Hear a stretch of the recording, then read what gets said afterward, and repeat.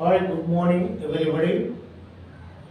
ఈనాటి change your handwriting change your life, change your attitude change your life అనే కాన్సెప్ట్లో భాగంగా ఈరోజు మనం graphology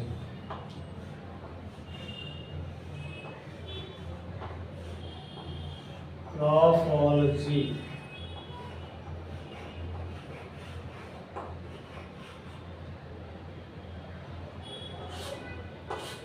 Graphology means handwriting analysis. Graphology means handwriting analysis. ఇక్కడ మనం హ్యాండ్ రైటింగ్ అనాలిసిస్ అనేది చేతి వ్రాత అధ్యయనం. ఇప్పుడు మనం లెటర్స్ రాస్తున్నాం. ఇక్కడ మనకి ఆ లెటర్స్ మనం అనాలిసిస్ చేసి ఇప్పుడు గ్రాఫాలజీ ప్రకారం లెటర్స్ ఎలా ఉండాలి, దాంట్లో ఏమేమి ఉండాలి. ఫస్ట్ ఇక్కడ జోన్స్ అనేవి చాలా ఇంపార్టెంట్.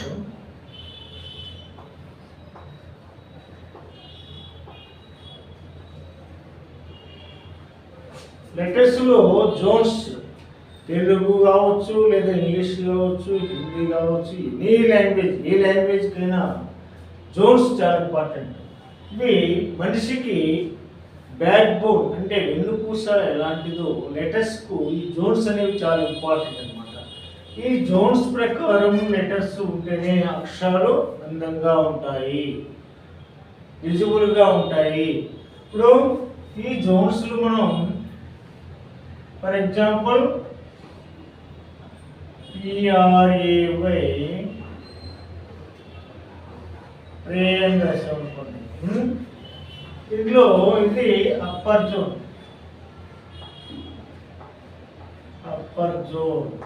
పి అనేది అప్పర్ జోన్. ఈ యొక్క RAYలో యూ షేప్ అనేది మిడిల్ జోన్.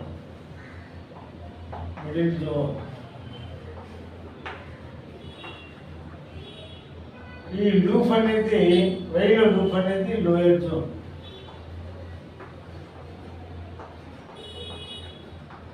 ఇక్కడ మనం రాసేటువంటి లెటర్స్లో upper zone letters, middle zone letters, lower zone letters ఉంటాయి. ఇవి అప్పర్ జోన్ లెటర్స్ మన యొక్క ఆలోచన విధానాన్ని, మనకు మనిషికి హెడ్ అనేది బాడీ మొత్తానికి అదే అప్పర్ జోన్. ఇక్కడ సూపర్ ఈగో ఉంటుంది. ఇది మన యొక్క ఆలోచన విధానం, మన యొక్క తెలివితేటలు, మన యొక్క డిసిప్లిన్, మన యొక్క ప్రజెంట్ ఎలా ఇది మన ఫ్యూచర్ గురించి ఎలా ఆలోచిస్తున్నాము అనేది ఇక్కడ తెలియజేస్తుంది అన్నమాట. ఇక్కడ మిడిల్ జోన్ ఇది ఎమోషన్స్, ప్రజెంట్ ఎమోషన్స్ మనం ఎలా ఉన్నాయి, మనలో ఎలా ఉన్నాయి, మన ఎమోషన్స్ మనం బ్యాలెన్స్గా ఉంటున్నామా లేదా, బ్యాలెన్స్ తప్పుతుందా, ఒకవేళ బ్యాలెన్స్ లేకుండా ఉంటే మన లెటర్స్ని బట్టి మనం బ్యాలెన్స్గా లేము, దాన్ని మనం బ్యాలెన్స్గా ఉండేటట్టుగా మనం గ్రాఫాలజీ ప్రకారం మనం అది సరి చేసుకోవాల్సినటువంటి అవసరం ఉంది.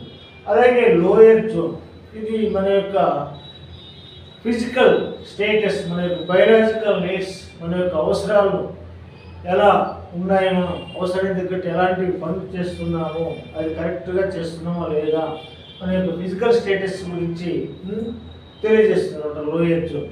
కాబట్టి ఇక్కడ హెడ్ భాగం అనేది అప్పర్ జోన్ అయితే, ఈ యొక్క బాడీ అనేది మిడిల్ జోన్, ఈ నడుము దగ్గర నుంచి ఈ కాళ్ళు వరకు అనేది అది లోయర్ జోన్. అంటే లెటర్స్ మన యొక్క బాడీ నమూనాను పోలి ఉన్నట్లే మన యొక్క బాడీలో ఏ పార్ట్ ఏ విధంగా పనిచేస్తుందో ఆ యొక్క లెటర్స్ని బట్టి మనకు తెలుస్తుంది. ఈ జోన్స్ని బట్టి మన యొక్క ఆలోచన విధానం కానీ, మన బాడీ అంటే మిడిల్ జోన్లో ఉన్నటువంటి మన బాడీ ఎమోషన్స్ ఎలా డీల్ చేస్తున్నాం అనేది, అలాగే మన లోయర్ జోన్ ఫిజికల్ స్టేటస్ గురించి మనం ఫిజికల్గా మన యొక్క బయాలజికల్ నీడ్స్ని ఎలా యూజ్ చేసుకుంటున్నాం అనేది ఇది ఈ లెటర్స్ని బట్టి మనకు తెలుస్తుంది. కాబట్టి గ్రాఫాలజీలో ఈ యొక్క జోన్స్ అనేది చాలా important. Number 2 T cross bar. ఈ టీకి యొక్క క్రాస్ అనేది మనం ఇక్కడ ఉంటే ఇది heavy సెల్ఫ్ ఎస్టీమ్ అని చెప్తుంది. Self esteem. అలాగే ఈ యొక్క క్రాస్ మిడిల్లో ఉంటే నార్మల్ అని చెప్తుంది. నార్మల్. అదే యొక్క టీ క్రాస్ బార్ కిందకు ఉంటే లో సెల్ఫ్ ఎస్టీమ్ అని చెప్తుంది. లో సెల్ఫ్ ఎస్టీమ్. కాబట్టి మనం ఎవరమైనా టీని మనం రాసేటప్పుడు మన యొక్క టీ క్రాస్ బార్ అనేది పైకి ఉండేటట్టుగా చూసుకోవాలి. ఇలా కానీ ఎవరైతే రాస్తున్నారో వాళ్ళు ఈ విధంగా రాస్తే మనలో heavy self esteem, self confident హెవీగా ఉందని చెప్తా ఉంది. కాబట్టి గ్రాఫాలజీ ఈ యొక్క టీ క్రాస్ బార్ని కరెక్షన్ మనకు మనం ఎలాంటి వాళ్ళమో తెలియడానికి ఈ యొక్క టీ క్రాస్ బార్ మనకు ఉపయోగపడుతుంది, తెలియజేస్తుంది. అలాగే number 3 I dot. I dot అనేది ఐ మీద డాట్ అనేది ఇక్కడ దగ్గర ఉంటే కాన్సన్ట్రేషన్ మనకు ఎక్కువగా ఉంది అని చెప్తుంది.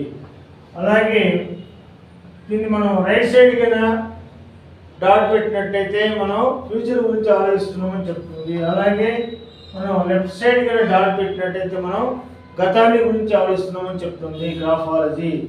కాబట్టి ఇక్కడ కొంతమంది డాట్ పైన పెడుతున్నారు. వీళ్ళు ఆలోచనలు ఆకాశంలో నిత్యం వేసినట్టుగా ఉంటాయి. కాబట్టి మన యొక్క టీ ఆ యొక్క డాట్ను ఇలాగానే లేకుండా ఇలా కరెక్ట్గా రాస్తే మన యొక్క కాన్సన్ట్రేషన్ కానీ కాన్ఫిడెంట్ కానీ బాగుంటుందని చెప్పేసి మనం గ్రాఫాలజీ ఉంటుంది. కాబట్టి ఈరోజు గ్రాఫాలజీ క్లాస్లో మనం జోన్స్ గురించి, టీ బార్ గురించి, టీ క్రాస్ బార్ గురించి, ఐ డాట్ గురించి మనం నేర్చుకున్నాము. కాబట్టి డియర్ స్టూడెంట్స్, నా క్లాస్ నచ్చితే లైక్ చేయండి, సబ్స్క్రైబ్ చేయండి. Thank you so much.